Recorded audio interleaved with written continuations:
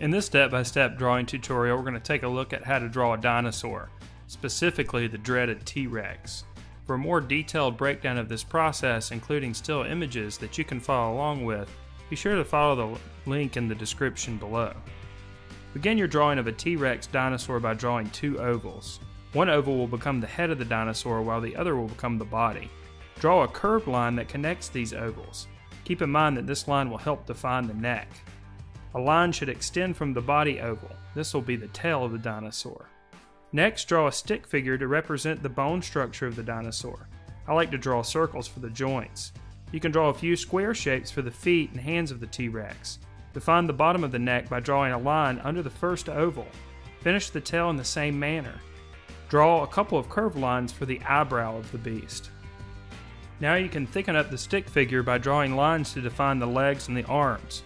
Draw a couple of curvy lines for the top and the bottom of the mouth. Also draw the eye for the dinosaur just underneath the brow mark. Draw a few lines to define the claws of the feet as well. In this stage of the drawing, you can begin to add some of the details. You can further define the claws on the feet, add some scary looking teeth inside of the mouth, and make the body a bit more angular, just like a real dinosaur would look. Now you have enough information to finish the drawing of the T-Rex dinosaur. Be sure to add some spots and texture so that the skin looks more realistic. Add some shadow underneath the beast and erase the lines you don't need anymore.